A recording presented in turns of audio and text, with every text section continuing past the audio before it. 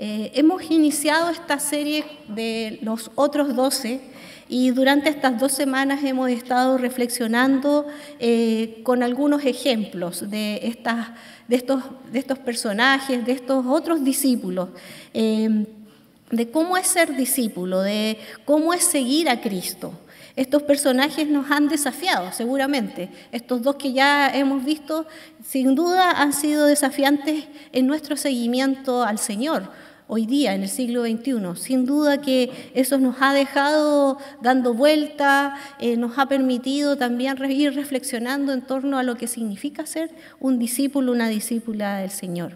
Dentro de lo que hemos visto, y ahí como un poco de resumen, recordemos entonces la suegra de Pedro, que nos hizo también reflexionar en cuanto al servicio al Señor. ¿Qué significa el servicio al Señor en esa profundidad de esa suegra de Pedro que nos daba el inicio de cómo iba a ser y algunas pistas acerca de este seguimiento?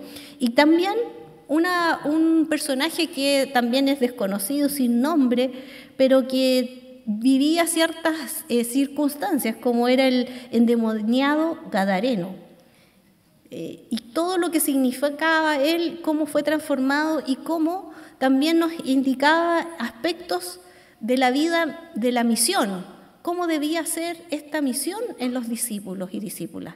Entonces ha sido bastante interesante, y yo creo que los siguientes personajes que vamos a ver hoy día, estoy segura que nos brindarán un aspecto desafiante en todo lo que significa el seguimiento al Señor.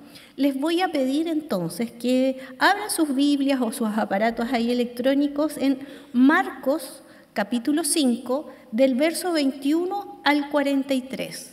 Repito, Marcos capítulo 5, del 21 al 43. Yo lo tengo en la versión NBI, ahí está saliendo en la proyección. Le invito entonces a seguir esta lectura.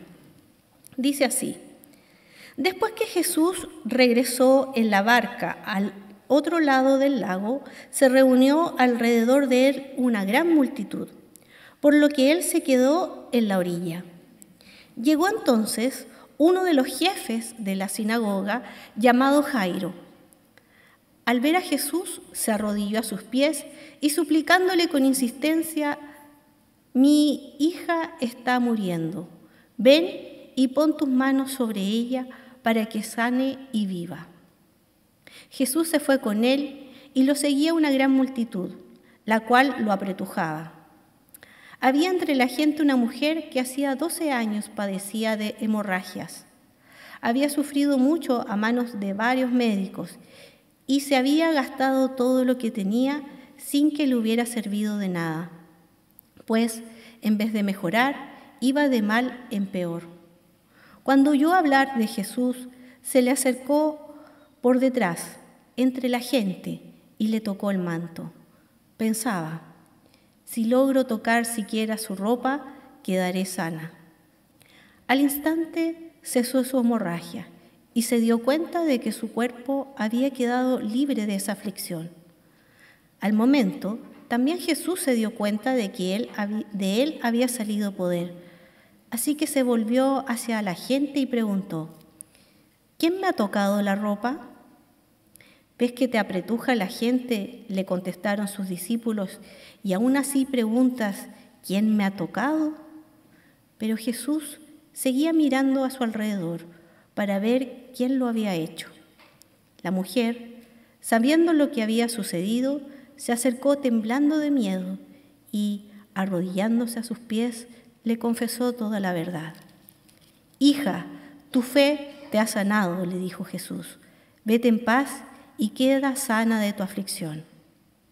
Todavía estaba hablando Jesús cuando llegaron unos hombres de la casa de Jairo, jefe de la sinagoga, para decirle: tu hija ha muerto, ¿para qué sigues molestando al maestro?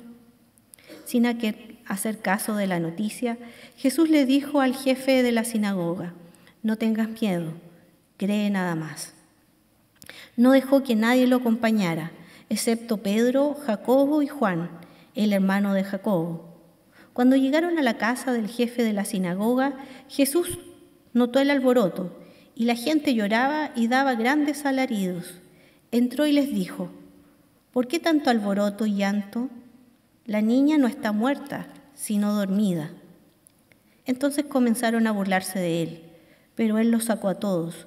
Tomó consigo al padre y a la madre de la niña y a los discípulos que estaban con él, y entró a donde estaba la niña. La tomó de la mano y le dijo: Talita cum, que significa niña, a ti te digo, levántate. La niña, que tenía 12 años, se levantó enseguida y comenzó a andar. Ante este hecho, todos se llenaron de asombro. Él dio órdenes estrictas de que nadie se enterara de lo ocurrido y les mandó que le dieran de comer a la niña.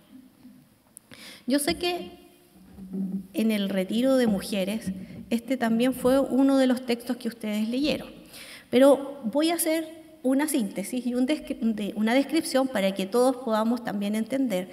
Y aquí nos vamos a dar cuenta de la riqueza que tiene la Biblia y los textos, las narraciones que no son cerradas, sino que más bien son enriquecedoras. Cada vez que uno lee, cada vez que uno estudia de una manera, de un aspecto, vamos a ver y darnos cuenta hoy día que vamos a ver de otra manera este texto que las mujeres, o algunas de las mujeres, lo vieron y lo analizaron en el retiro del día de ayer. El autor de Marcos, de una manera bastante magistral, une estos dos relatos. En la antigüedad, y no sabe, más o menos se tiene alguna idea, pero estos dos relatos corrían separados. Y en algún momento, cuando comenzó a redactarse el Evangelio de Marcos, el autor los unió de una manera magistral, ¿sí? Entonces vemos que hay dos personajes, la mujer enferma y Jairo. Hay una descripción bastante interesante de lo que ocurre en esta situación. Jesús regresa del otro lado del lago y desciende de la barca. Estaba como en una especie de una caleta, donde había gran multitud de personas que lo esperaban a la orilla. ¿De dónde venía Jesús? Bueno, venía de Gadara, de haber libertado a este endemoniado, a este hombre que vimos la semana pasada. Estaba ahí y de ahí sobresalen dos personajes, que son la mujer y Jairo. Jairo es un dirigente de la sinagoga que se acerca a Jesús y le pide ayuda por su hija, habla por su hija, esta niña de 12 años que se encuentra enferma en su casa. La otra, la segundo personaje, es una mujer anónima. Ya no tenemos nombre de ella.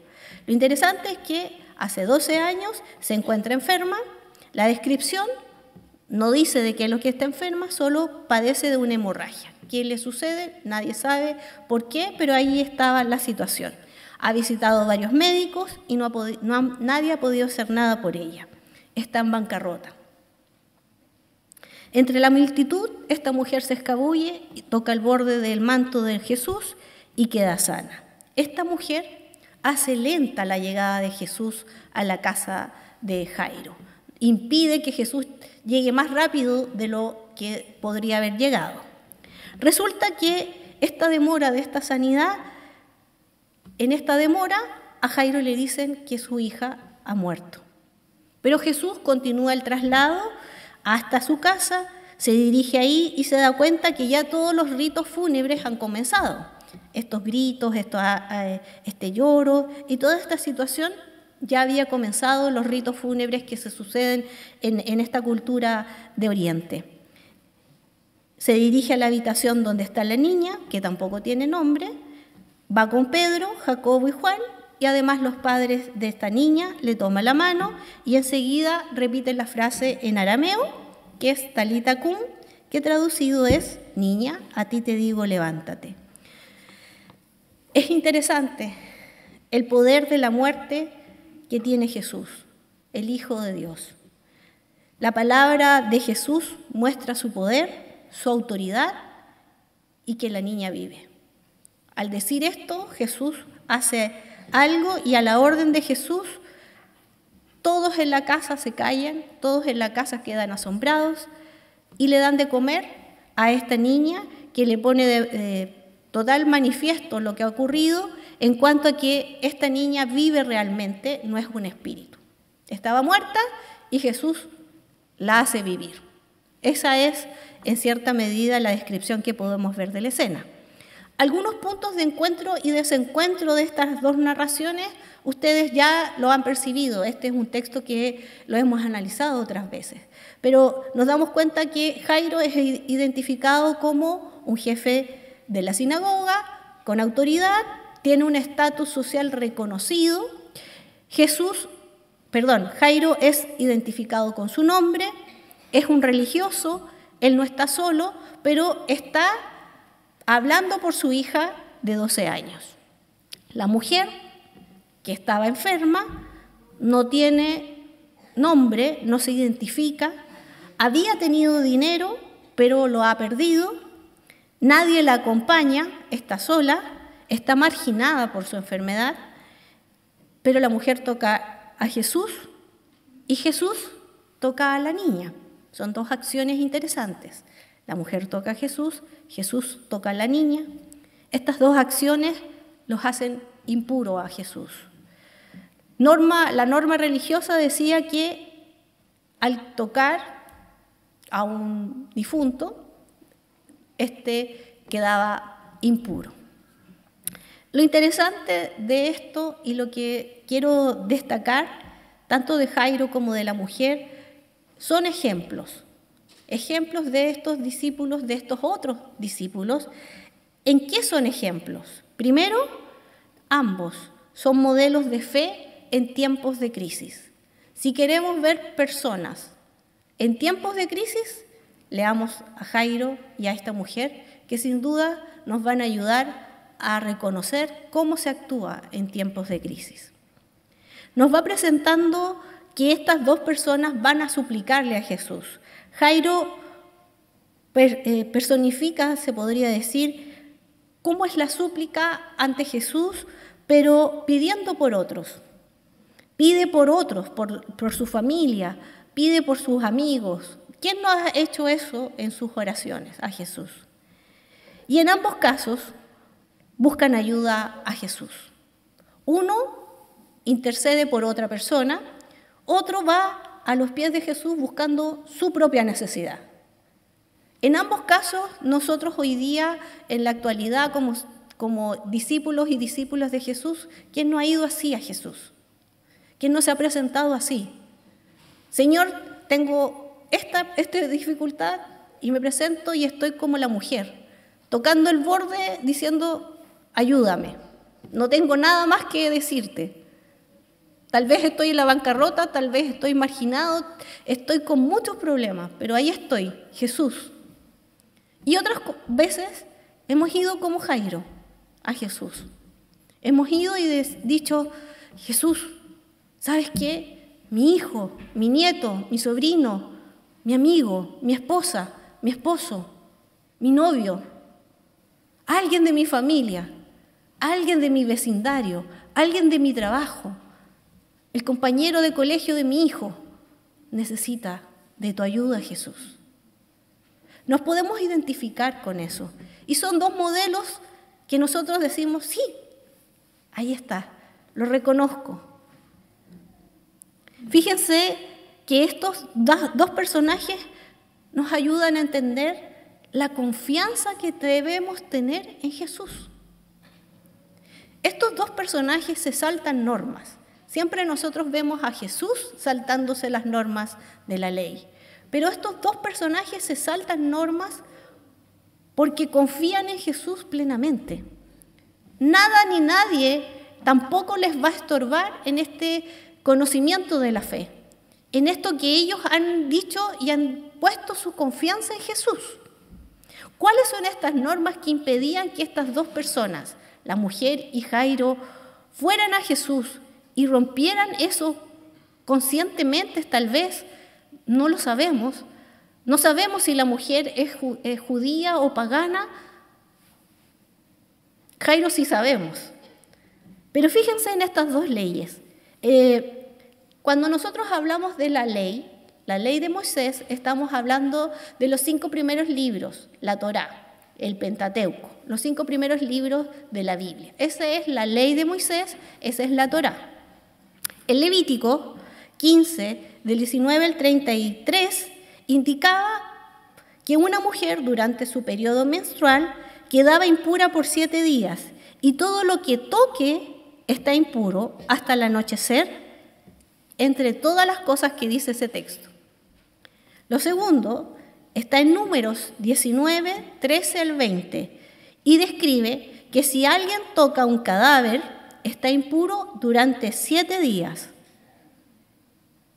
Tanto Jairo como la mujer muestran esta confianza plena en Jesús y saltan estas normas culturales, estas normas religiosas antes mencionadas, las saltan y dicen: Jesús, confiamos en ti.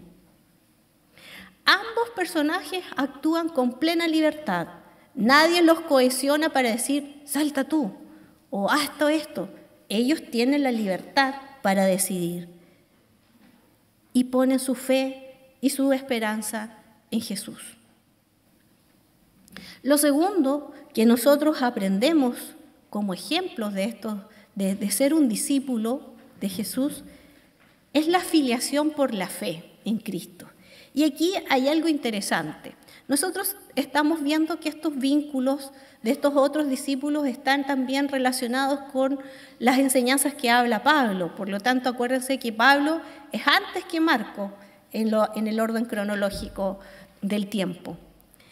Gálatas 4, del 3 al 5, dice así: así también nosotros, cuando éramos menores, estábamos esclavizados por los principios de este mundo. Pero cuando se cumplió el plazo, Dios envió a su Hijo, nacido de una mujer, nacido bajo la ley de Moisés, para rescatar a los que estaban bajo la ley, a fin de que fuéramos adoptados como hijos e hijas. Y este es el punto interesante. ¿Qué es la filiación por la fe? Este término es interesante de explicarlo para que podamos entender y comprender un poquito más. El término se explica, filiación, como la relación o vínculo biológico entre los integrantes de una familia. Es reconocido por el derecho y regulado por la ley. Este vínculo específicamente se relaciona entre padres e hijos o hijas. En el siglo I, la filiación no solamente dependía de que fuera carnal o biológico, sino que también es importante porque era establecido a través de la palabra, a través de una frase que se decía. Como por ejemplo, los emperadores romanos, su autoridad era heredada de hijo a un hijo. Generalmente, a veces pasaba que este hijo podía ser adoptivo, como es el caso de Octavio, que fue hijo adoptivo de César. No este César que está aquí, otro César. Con una frase verbal diciendo, este niño es mi hijo. Quedaba establecido legalmente que tenía relación y vínculo con esa familia. Y de esta manera se hacía la filiación en el Imperio Romano.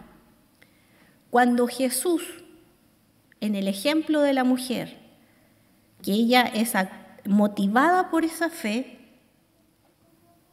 volvamos a Marcos 5:34. Hay una exclamación que hace Jesús y dice, hija, tu fe te ha sanado. No solamente le está diciendo que ha sanado, sino que también le ha dado una nueva identidad. Es hija de Dios. Está haciendo una filiación por fe. La mujer escucha esta nueva identidad, por lo tanto no solamente es sanada, es hija de Dios, es integrada a la sociedad como una mujer con todos sus derechos, entre comillas, lo que podía ser el siglo I, pero lo más importante de destacar es esta filiación por la fe. Y nosotros como que lo saltábamos, como que le decíamos, uy, qué bueno que Jesús le dice hija. ¿no es cierto? Pero es más que decirle hija, le entrega una identidad que es realmente importante. Entonces, nosotros hoy día, como hijos, vamos a entender que la filiación en Cristo no tiene que ver con algo biológico, no tiene que ver con algo carnal, pero tampoco tiene que ver con herencias familiares. No es porque mi papá o mi abuelito o mi bisabuelo o mi mamá o mi tía o mi tío es cristiano, yo soy hijo de Dios, hija de Dios. No, no es así. Porque hay algo importante que nosotros debemos comprender y recordar. Cristo es el único mediador entre los seres humanos y Dios. Cristo es el que nos reconoce como hijos e hijas de Dios. Por lo tanto, es importante que nosotros como creyentes nos reconozcamos con esta identidad. Soy hijo, soy hija, yo soy hija de Dios. Es más que pertenecer a una denominación, el ser hijo de Dios, hija de Dios. Es más que las normas religiosas que podamos cumplir. Es más que cualquier cosa que cree el ser humano para reemplazar esto. Lo que Cristo hace en nuestras vidas con esta nueva identidad es algo superior. Fíjense lo que dice Pablo al respecto de la filiación. En Gálatas 3, 26 y los siguientes versículos.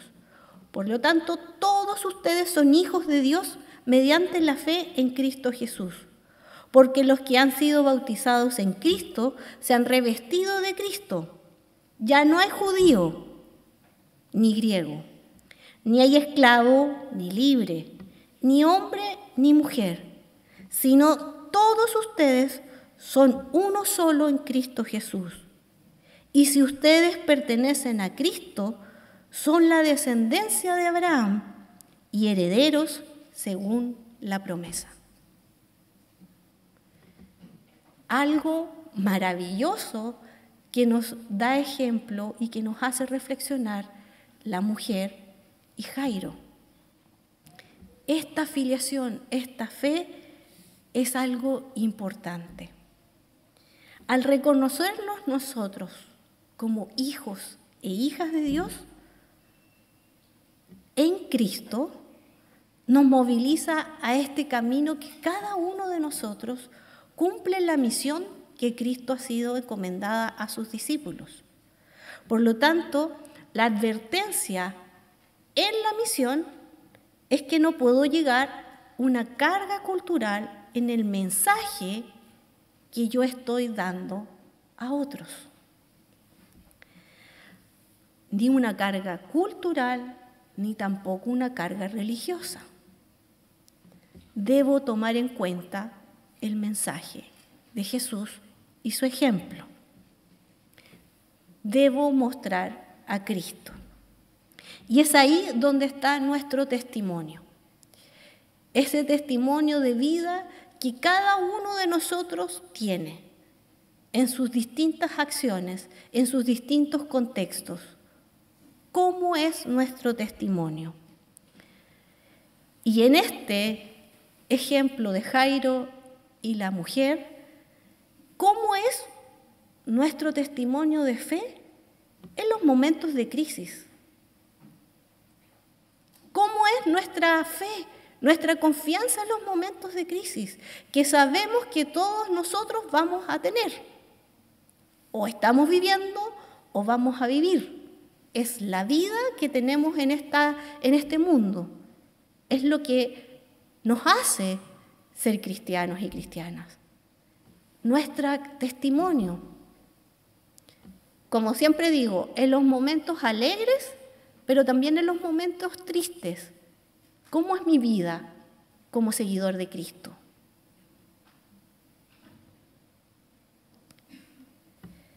Y eso es lo que cobra sentido hoy día con estos ejemplos de estos discípulos, que son los otros 12. Con el conversatorio, que me imagino que algunos lo pudo ver, vimos esta sociedad secularizada, esta sociedad que está tambaleando y que ya no cree en ciertas cosas, pero que el desafío está hoy día arraigado en una fe genuina, en esta fe genuina que vemos en Jairo y la mujer. Es necesario que hoy día, en esta sociedad secularizada, los que somos seguidores de Jesús podamos tener este testimonio de fe. La sociedad necesita evidenciar este testimonio genuino y nuestro desafío es hacer esta acción con nuestro testimonio, con nuestra acción, no con discursos, porque sabemos en el momento en que estamos, en que la gente ya no cree en discursos, sino que cree en acciones concretas, en acciones de cómo identificar al otro, en acciones de cómo muestro el amor de Cristo, cómo muestro la misericordia, cómo vivo a Cristo. Entonces es el desafío que nos plantea esta mujer anónima y este hombre religioso, como Jairo, es un gran desafío para nosotros como iglesia en una sociedad secularizada. Y nuestra fe está confiando en Jesús. No es un camino fácil, pero sí nos desafía. Y nos sigue desafiando. Una suegra en el servicio, un endemoniado en la misión, una mujer enferma, un padre que se le muere su hija. Nos desafía en la fe, en la acción. Basta de discursos, hagamos esta acción de fe en nuestra vida, pero no diciendo que tengo fe, viviendo esa fe, teniendo el testimonio en nuestras vidas. Que el Señor nos ayude, que el Señor tenga misericordia, porque el desafío es grande, no es fácil, pero sin duda la presencia del Señor está con nosotros, no nos ha dejado, Él está aquí y sabe cómo ayudarnos. Oremos al Señor. Padre amado, al reconocernos como hijos e hijas, gratitud hay en nuestro corazón, porque tú nos miras de esa manera. Gracias por perdonarnos, gracias por darnos una nueva identidad en ti. Y podemos decir, Padre, y podemos reconocer todo lo que viene, Señor, de tu mano. Te pedimos que nos ayudes, te pedimos que nos sostengas, te pedimos que tengas misericordia en lo que estamos haciendo día a día, en nuestro testimonio. Hoy día nos detenemos en nuestro testimonio. Señor, y con humildad y reconociendo que muchas veces hemos hecho mal las cosas y que nuestro testimonio ha fallado, porque no hemos mostrado fe, no hemos mostrado amor, no hemos mostrado confianza en ti. Pero pedimos perdón. Y te pedimos que nos ayudes, Señor, con honestidad. Aquí estamos, Señor, pidiéndote que tú cada día transformes nuestras vidas, nuestro actuar, nuestro decir. Tú sabes porque nos conoces tan bien. Así que te pedimos, sinceramente, Señor, que cierres nuestros labios cuando no tenemos que hablar y que abras nuestros labios cuando no debemos decir algo. Que impulses nuestros pies y nuestras manos cuando debemos ir y abrazar, pero cuando no debemos ir, también, Señor, nos aquietes. Oh Señor, tú eres nuestro dueño, tú eres nuestro Señor, y pedimos, Señor, encarecidamente tu ayuda en este tiempo, que la sociedad necesita a discípulos y discípulas, Señor, siguiéndote a ti, mostrándote a ti, porque realmente, Señor, te necesitamos todos y todas. Los que estamos aquí adentro, pero mucho más los que están allá afuera, sin esperanza y sin amor. Ayúdanos, Señor, a ser esos discípulas y discípulos, Señor, que tú necesitas en este tiempo, en esta sociedad, en este siglo. En el nombre de Jesús. Amén. Amén.